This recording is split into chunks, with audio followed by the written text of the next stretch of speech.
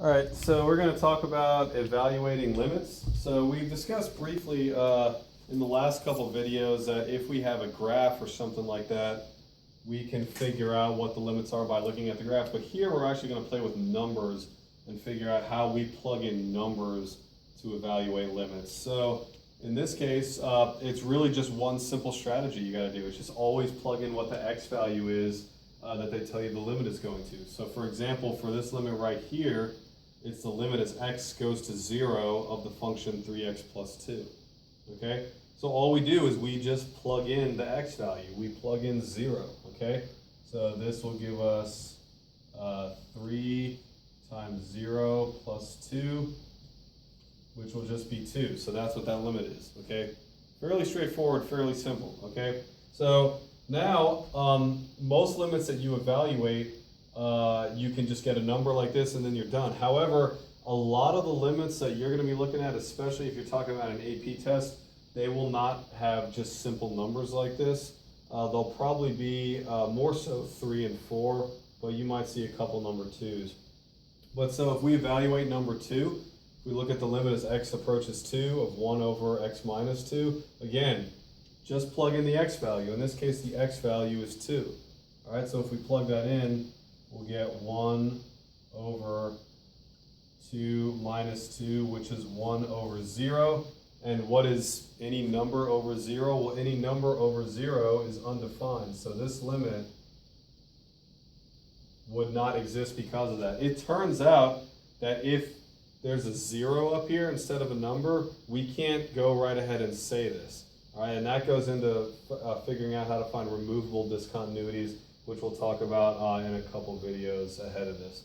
So anyway, this limit, it's not a number. We got 1 over 0. That's undefined, so it doesn't exist. All right. So now if we try to plug in the values for these ones, again, just plug in the x value of what the limit is going to. So let's plug in infinity. Well, if we plug in infinity, infinity squared, that's just infinity. So we get 3 times infinity squared plus 1 over 2 times infinity squared plus 6. Well, infinity squared is infinity. 3 or 2 times that, that's still going to be an infinity. Add a number of that, it's still infinity. So what this gives us is a limit that will be infinity over infinity. And it turns out infinity over infinity is not infinity. Infinity over infinity is not 1. It's called an indeterminate limit. And there's 2 of those types of limits that we're going to talk about a lot in this class. The first of which are infinity over infinity limits. The next ones are going to be this next type of limit. So if we look at this limit right here, and we plug in x equals 2 into it, well, in the top, we'll get 2 minus 2. In the bottom, we will get 2 squared minus 4. Well, this just gives us 0 over 0. Now, in the same case as we had up here, 0 over 0 is not 0. It is not 1. It is another indeterminate limit, okay? So I'll circle both of these guys right here, and we'll just make a note down here that these are indeterminate limits.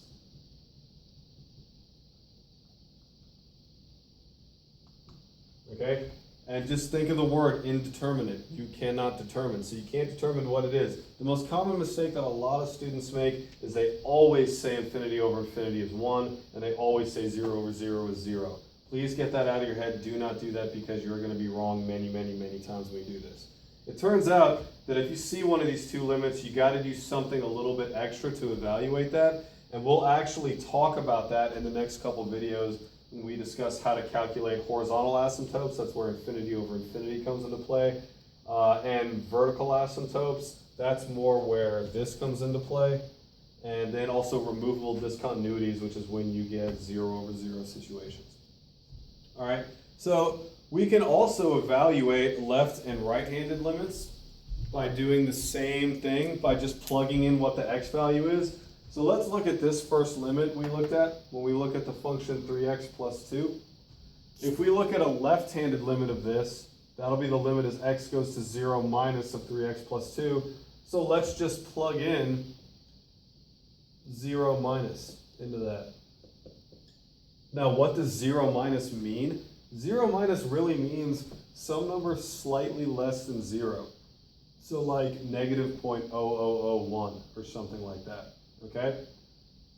So we can write that negative 0.001, something like that to remind you. So anyway, if you go through this multiplication, what you're going to get is a very tiny negative number plus 2, which will in fact give you a number slightly less than 2. So we could write that as 2 minus if we wanted to. Or we could just say 2 because it's really approaching that value 2.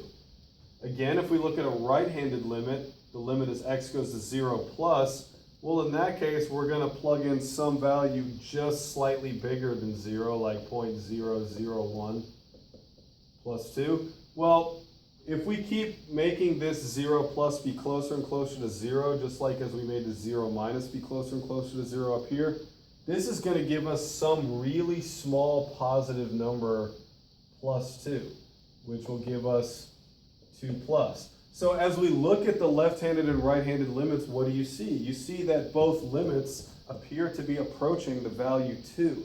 So therefore, if I was going to say, what is the limit as x goes to 0 of 3x plus 2, you could have looked at the left and right-handed limit and said, oh, well, they're both going to 2, so that's going to be 2. But hey, guess what? That's exactly what we found when we just plugged in the value 0 right here. So this example was really just to show how you can plug in numbers slightly to the left of or to the right of the x value to evaluate left and right-handed limits. But it also goes to show you that you have many different ways of proving the same thing, which is always the case in math.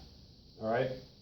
So if we look at this limit now, why don't you on your own try to evaluate the left and right-handed limits of this guy and see what you come up with. Pause the video real quick and try to do that. All right? So if you've tried to do this, if you plug in a value for this top limit as x goes to 2 minus, or 2 to the left, a number slightly less than 2, think about it. We're going to get 1 over, when we put in a number slightly less than 2 minus 2, what are we going to end up with? Okay, what's a number slightly less than 2? 1.99999. Okay, type in your calculator 1.99999 minus 2.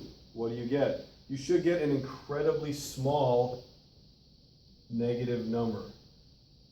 All right, so think about that. If we have 1 over 0, well, 1 over 0, that doesn't have a value. That's does not exist situation right here. That's undefined. But what about 1 over 0 minus? Okay, 1 over 0 minus might be the same thing as like 1 over negative 0.00001.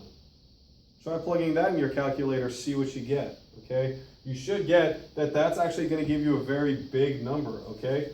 So whenever you have something over 0 minus or 0 plus, it's always going to give you some kind of infinity. Now in this case, since 0 minus is negative, this is actually going to give us negative infinity. Again, if this is confusing you, plug in numbers. Don't put 0 minus in here. Put, like I said, negative 0.00001.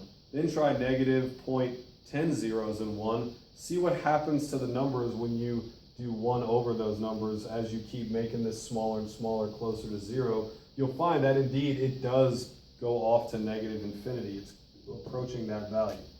So if we do the same thing here, we'll get this as 1 over 2 plus minus 2. So some number slightly bigger than 2, if you subtract 2 from that, that's going to end up giving you a very small positive number. We'll call it 0 plus, all right? Now, just like with this one, what happens when you take a number divided by something that is getting infinitely close to 0 from the positive side, but not ever touching 0? Remember, if this was actually 0, we would have an undefined situation, but it's not actually 0. It is a number that is just slightly greater than 0. So again, if this is confusing to you, plug it in your calculator. Your calculator will give you the right answer too. You'll get this is going to approach positive infinity. But hey, look at this. What did we say about left and right-handed limits, all right? If we have a left-handed limit and a right-handed limit that are not the same, negative infinity is not the same as positive infinity. We will get a limit that doesn't exist because it's not approaching the same thing from the left and the right. Well, we found that out right here when we just plugged in the value of 2 as well, okay? So what this could be useful telling you is, let's say if I asked you to graph 1 over x minus 2, you know, just off the top of your head, well, if you go to make that graph, you would put the point at x equals 2. What we would actually have right here is a vertical asymptote, while when we're coming, when we're coming in from the right, we're going to be going to positive infinity, so up like this. And as we're coming into the left, we're going to negative infinity. And it turns out if you did a little bit of what we call end behavior analysis on this, you would be able to determine that it actually had a horizontal asymptote at y equals 0. But we'll actually talk about that in the next video when we talk about how to calculate horizontal asymptotes. And eventually, after the next couple of videos, you'll see how you can use limits to graph rational functions that are much more complicated than this with just the knowledge of what limits can tell you about a function.